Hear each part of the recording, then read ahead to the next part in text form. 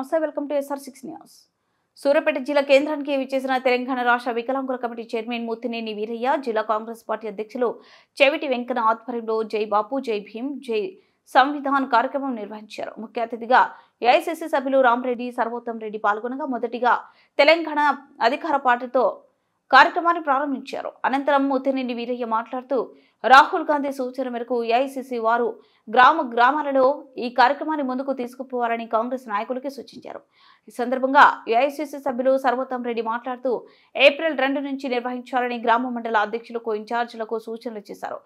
జై బాపు మొదటి AICC meeting నిర్వహించారని బాపుని గుర్తు చేసుకున్నారు. ఈ కార్యక్రమంలో నాయుడు సత్యనారాయణ, చకిలం రాజేశ్వరరావు, కేకిరేణి శ్రీనివాస్, అంజాద్ అలీ, ధారావత్ వీరన్న, ఎలిమినేటి అభినవ్, ఆలేటి మాణిక్యం, అనురాధ, పద్మ, జిల్లా పట్టణ మండల గ్రామ కాంగ్రెస్ నాయకులు పాల్గొన్నారు.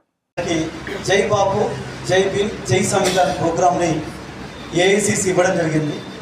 రాహుల్ గాంధీ ఆదేశాల మేరకు ఈ ప్రోగ్రామ్ని డిజైన్ చేయడం జరిగింది. మనందరం కూడా ఈ ప్రోగ్రాం ఎందుకు చేస్తున్నాము అంటే, ఒకటి మనకి మహాత్మా గాంధీ గారు ఏఐసిసి అధ్యక్షుడిగా మరి ప్రమాణ స్వీకారం చేసి బాధ్యతలు స్వీకరించి నేటికి 100 సంవత్సరాలు పూర్తయింది. మరి భారతదేశానికి స్వాతంత్రం రావడానికి మరి కాంగ్రెస్ పార్టీనే పోరాడింది.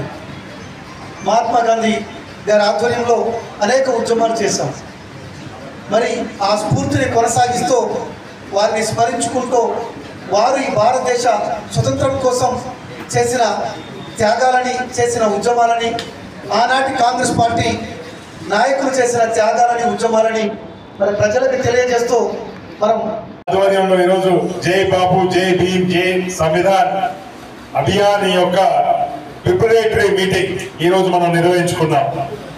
ఈ యొక్క కార్యక్రమ ఉద్దేశం ఏంటి అంటే, ఏప్రిల్ 2వ తారీఖు నుంచి మనం గ్రామాలలో ఈ విషయాలను, ఇంతమంది పెద్దలు మాట్లాడే విషయాలని గ్రామాల్లో తీసుకుపోవాల్సిన అవసరం ఉంది.